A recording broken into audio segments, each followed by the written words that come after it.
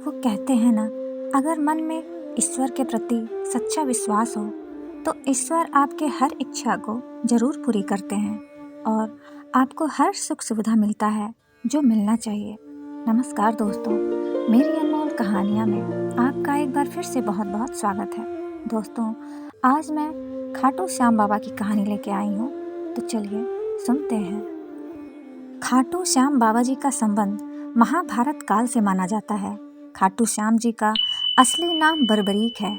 कहा जाता है कि जन्म के समय बर्बरीक के बाल बब्बर शेर के समान थे, अतः उनका नाम बर्बरीक रखा गया। यह पांडव पुत्र भीम के पौत्र थे। खाटू श्याम बाबा घटोत्कच और नागकन्या मौरवी के पुत्र हैं। पांचों पांडवों में सर्वाधिक बलशाली भीम और उनकी पत्नी हिडिंबा बर्बरीक के दादा दादी थे। पौराणिक कथा के अनुसार खाटू श्याम की अपार शक्ति और क्षमता से प्रभावित होकर श्री कृष्ण ने इन्हें कलयुग में अपने नाम से पूजे जाने का वरदान दिया था। जब पांडवों को वनवास हुआ, तब वनवास के दौरान जब पांडव अपनी जान बचाते हुए भटक रहे थे, तब भीम का सामना हिडिंबा से हुआ, जहां फिर भीम का गंधर्व विवाह हिडिंबा से हुआ, जिसके बाद हिडिंबा ने भीम से एक पुत्र को जन्म दिया जिसे घटोत्कच कहा जाता था। फिर आगे चलकर घटोत्कच से बर्बरीक पुत्र हुआ, जिसके शेर के भांति सुंदर केशों को देखकर उनका नाम बर्बरीक रखा। पांडु पुत्र की तरह बर्बरीक बचपन में एक वीर और तेजस्वी बालक थे। बर्बरीक ने भगवान श्री कृष्ण और अपनी माँ मौरवी से युद्ध कला कौशल सीखकर निपुणता प्राप्त की थी। बर्बरीक ने भगवान शिव की घोर तपस्या की थी, जिसके आशीर्वाद स्वरूप शिव ने बर्बरीक को 3 चमत्कारी बाण प्रदान किए थे। इसी कारण बर्बरीक का नाम 3 बाणधारी के रूप में भी प्रसिद्ध है। भगवान अग्निदेव ने बर्बरीक को एक दिव्य धनुष दिया था, जिससे वे तीनों लोकों पर विजय प्राप्त करने में समर्थ थे। जब कौरवों और पांडवों का युद्ध होने का सूचना बर्बरीक को मिला, तो उन्होंने भी युद्ध में भाग लेने का निर्णय लिया। बर्बरीक ने अपनी मां का आशीर्वाद लिया और युद्ध में हारते हुए पक्ष का साथ देने का वचन देकर निकल पड़े। इसी वचन के कारण हारे का सहारा बाबा श्याम हमारा, यह बात जग में प्रसिद्ध हुई। जब बर्बरीक जा रहे थे, तो उन्हें मार्ग में एक ब्राह्मण मिला।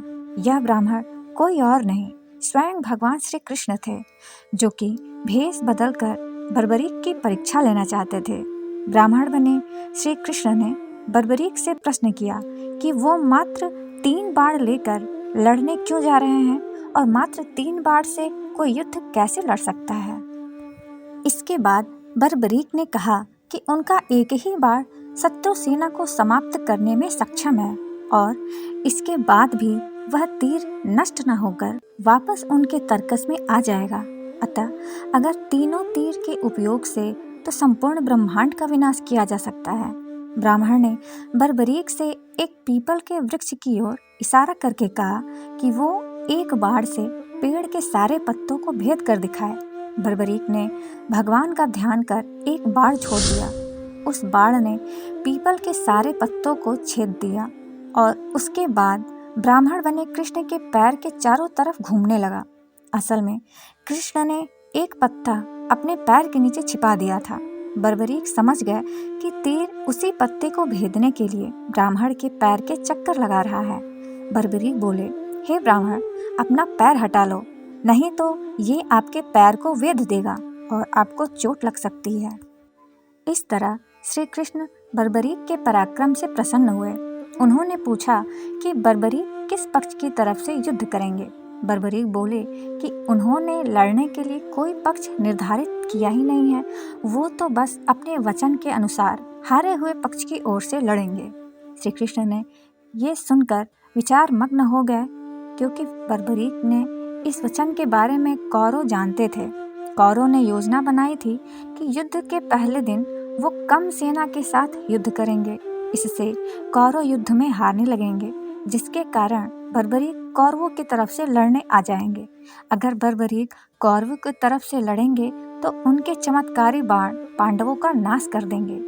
कौरवों की योजना विफल करने के लिए ब्राह्मण बने कृष्ण ने बर्बरीक से एक दान देने का वचन मांगा। बर्बरीक ने दान देने का वचन तो दे दिया। अब ब्राह्मण ने बर्बरीक से कहा कि उसे दान में बर्बरीक का सिर चाहिए।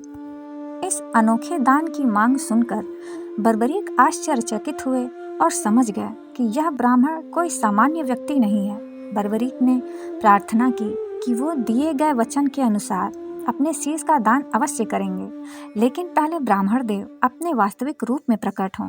भगवान श्री कृष्ण अपने असली रूप में प्रकट हुए। बर्बरीक बोले कि हे देव, मैं अपना शीश देने के लिए वचनबद्ध हूँ, लेकिन मेरी युद्ध देखने की इच्छा है।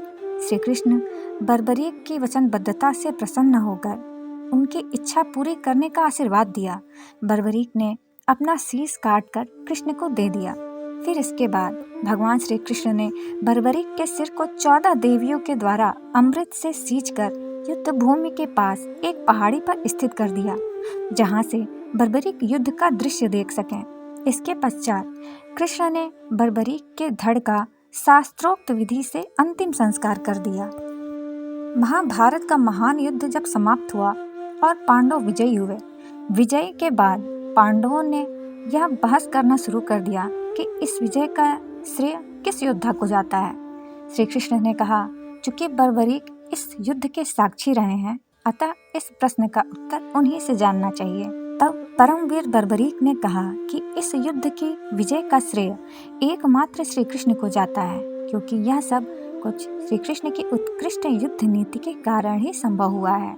विजय के पीछे सब कुछ श्री कृष्ण की ही माया थी। बर्बरीक के इस सत्य वचन से देवताओं ने बर्बरीक पर पुष्पों की वर्षा की और उनके गुणगान गाने लगे। श्री कृष्ण वीर बर्बरीक की महानता से अति प्रसन्न हुए और उन्होंने कहा कि हे वीर बर्बरीक, आप महान हैं। मेरे आशीर्वाद स्वरूप आज से आप मेरे नाम श्याम से प्रसिद्ध हो जाओगे और इसी तरह कलयुग में आप कृष्ण अवतार के रूप में पूजे जाएंगे और अपने भक्तों के मनोरथ को पूर्ण करेंगे। दोस्तों, अब हम जानेंगे कि खाटू श्याम जी का मंदिर अस्तित्व में कैसे आया और इसके पीछे की कहानी क्या है। खाटू श्याम जी को भगवान श्री कृष्ण के कलयुगी अवतार के रूप में जाना जाता है। राजस्थान के सीकर जिले में स्थित श्याम बाबा के भव्य मंदिर में दर्शन के लिए हर दिन लाखों भक्त पहुंचते हैं। मान्यता है कि श्याम बाबा सभी की मनोकामनाएं पूरी करते हैं और फर्श से अर्श तक पहुंचा सकते हैं। लेकिन अब एक प्रश्न और बचता है कि खाटू श्याम कुंड जी के मंदिर की उत्पत्ति कलयुग में कैसे हुई। फिर खाटू श्याम कुंड जी के मंदिर का निर्माण किसने करवाया। यदि आप भी इसके बारे में सोच रहे हैं तो हम आपको बता दें कि जयपुर के सीकर जिले में स्थित प्रसिद्ध खाटू श्याम जी का मंदिर का निर्माण खाटू गांव के शासक राजा रूप सिंह चौहान और उनकी पत्नी नर्मदा कंवर द्वारा सन 1027 ईस्वी में कराया गया था। पौराणिक कथा के अनुसार एक बार राजा रूप सिंह को सपना आया, जिसमें उन्हें खाटू के कुंड में श्याम का सिर मिलने के बाद उनका मंदिर बनवाने के लिए कहा गया था। तब राजा रूप सिंह ने खाटू गांव में खाटू श्याम बाबा जी के मंदिर से मंदिर का निर्माण करवाया, जबकि 1720 में एक मशहूर दीवान अभय सिंह ने इसका पुनर्निर्माण करवाया। तो दोस्तों, आज की ये कहानी आपको कैसी लगी कमेंट में मुझे ज़रूर बताइएगा और मेरे चैनल को लाइक, कमेंट, शेयर और सब्सक्राइब करना बिल्कुल मत भूलिएगा। फिर हम मिलेंगे ऐसे ही एक अच्छी सी कहानी में। तब तक के लिए अपना ख्याल रखें। नमस्ते।